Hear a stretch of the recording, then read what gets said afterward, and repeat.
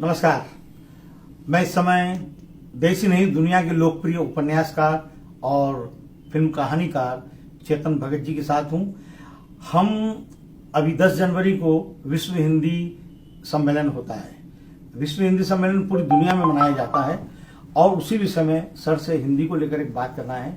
तो सर, ये जो फिल्म लेखक हैं, फिल्म लेखकों को नाम और दाम फिल्मों से मिलता है, लेकिन जब बात आती है हिंदी फिल्मों से मिलता है। जब बात आती है स्क्रिप्ट की तो वो रोमन में अपनी स्क्रिप्ट लिखते हैं। और वही बात जब फिल्म स्टार अमिताभ बच्चन, मनोज वाजपेयी और आशुतोष राणा अगर अपनी स्क्रिप्ट मांगते हैं तो वो देवनागरी में मांगते हैं, तो लेखक उनको देवनागरी में देते हैं। तो क्यों लेखक अपनी भारतीय जो भाषा, प्रमुख भाषा है, जो बोली जाती है, समझी जाती है, देश की सबसे ज्यादा पब्लिक बोलती है, और सुनी जाती है, बोली जाती है, समझी जाती है, तो लेखकों से भी हम ये उम्मीद करते हैं कि वो अपनी देवनागरी में ही स्क्रिप्ट लिखें।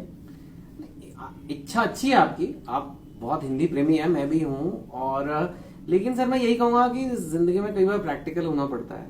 इस बारे में मैं लिख भी चुका हूँ कि भाषा और लिपि दो अलग चीजें हैं। भाषा हिंदी है, लिपि देवनागरी है। अब कारण क्या है इंग्लिश में लिखने का? एक तो जो स्क्रीन राइटिंग के सॉफ्टवेयर है, सबसे पॉपुलर स्क्रीन राइटर या फाइनल ड्राफ्ट और ये सब में इंग्लिश मच इजियर है, तो आप इंग्लिश का स्क्रिप्ट यूज कर लेते हो। ठीक उसी तरीके से जैसे कई बार लोग व्हाट्सएप में क्या हाल है को KYH मतलब वो करते हैं लोग। तो हालांकि व्हाट्सएप वगैरह में आजकल इजी हो गया है हिंदी में भी लिखना, लेकिन हम अक्सर मच मोर कन्वीनियंट की सेम कीबोर्ड चालू रखें और कर लेते हैं इंग्लिश के कीबोर्ड में। मुझे नहीं लगता इसमें इतनी कोई बुराई है, क्योंकि मुझे लगता है अगर भाषा बची रहे तो अच्छा है। मैं इस बारे में लिख भी चुका हूँ, बहुत बड़ा आर्टिकल रोमन इंग्लिश के बारे में हमें सीरियसली सोचना चाहिए, क्योंकि हमारी जो भाषाएं हैं इंडिया की, वो सारी अगर रोमनाइज्ड वे में भी लिखी जाए तो देश में ज्यादा लोगों को समझ आएगा। जैसे मैं हल्की फुल्की मराठी मतलब मैं जैसे मराठी समझ लेता हूँ लिखी हुई, क्योंकि वो उसकी देवनागरी टाइप की स्क्रिप्ट है, लेकिन मैं उड़िया बिल्कुल नहीं समझ सकता। लेकिन अगर वो सेम स्क्रिप्ट में हो जो हम चुन लें तो वो कई बार उसका आराम भी हो सकता है। तो लिपि से लगाव कम करके अगर हम रोमन इंग्लिश की तरफ जाएं तो इतना बुरा नहीं है। जैसे इंडोनेशिया, मलेशिया में तो वही भाषा चलती है सर, वो अपनी भाषा बोलते हैं लेकिन लिखते रोमन इंग्लिश में। लेकिन ये फिर हिंदी का जो देवनागरी का प्रभाव कम नहीं होगा? आज जैसे आप तो पूरी दुनिया घूमते हैं, हर देश में भाषा से इतना प्यार होता है, लिपि से भी प्यार होता है। तो अगर देवनागरी लिपि है, अगर आप तो दोनों भाषा सबको मानते हैं, अच्छी बात है, लेकिन हिंदी के प्रति भी आपका कर्तव्य बनता है, देवनागरी के प्रति बनता है, क्योंकि आपका कॉलम आता है, फिल्में आती है हिंदी, आपका दैनिक भास्कर में कॉलम आता है, करोड़ों लोग पढ़ते हैं उसको। नहीं, कोशिश, मेरा कॉलम तो देवनागरी में ही आता है जो हिंदी का आता है, तो मेरे को इतनी दिक्कत नहीं। मैं भी उस जनरेशन से जहाँ हम हिंदी काफी स्कूल में पढ़ते थे, लिखते थे, हमसे लिखवाई जाती थी। आजकल स्कूलों में इतना देवनागरी पे ध्यान नहीं है, तो मुझे जब लग रहा है या तो फिर हम वो करें, लेकिन मुझे लगता है एटलीस्ट भाषा बच जाए, हम एक्सेप्ट कर लें, इतना जज ना करें। अगर कोई लड़का रोमन हिंदी में भी लिख के बात कर रहा है तो मुझे इस बात की खुशी मिलती है कि चल हिंदी में तो कर रहा है, इंग्लिश में तो नहीं कर रहा।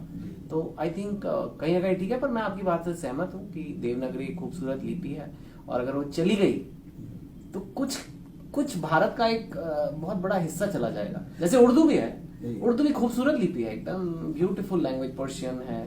तो अगर ये सब चली गई तो वो हम इसलिए देखते हैं सर कि विदेशों में भाषा से इतना प्यार होता है लोगों के लिए कि जीने मरने की बात है, इतना लगाव होता है। सर विदेशों में लोगों को अपने आप से प्यार होता है।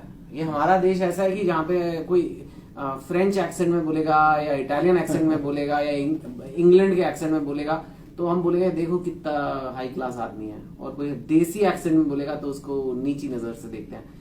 तो ऐसा तो वो लोग नहीं करते ना। तो हम लोग, हमारे अंदर इतनी ग्लानि भरी है, पता नहीं क्यों, शायद हम पे इतने लोगों ने राज किया 600-700 साल, तो हमारा अपना कॉन्फिडेंस ही नहीं है। जापान में बहुत प्यार है अपनी भाषा, हर जगह पे। और कोई भी देश जो अपनी संस्कृति से प्यार नहीं करता, अपने ट्रेडिशन से, अपनी भाषाओं से, वो कभी आगे बढ़ नहीं सकता। हमारी सर विश्व हिंदी अकादमी संस्था है, हर साल हम हिंदी दिवस 14 सितंबर पे 3 दिवसीय कार्यक्रम करते हैं, 2 इंदौर, उज्जैन, मुंबई में। और अब हम इस वर्ष से विश्व हिंदी दिवस भी मनाने जा रहे हैं 10 जनवरी को। हमारा आपसे निवेदन है, आज नहीं, कल नहीं, साल नहीं, 2 साल, कभी भी आप हमारे प्रोग्राम में, हिंदी के प्रोग्राम में जरूर अवश्य आऊंगा।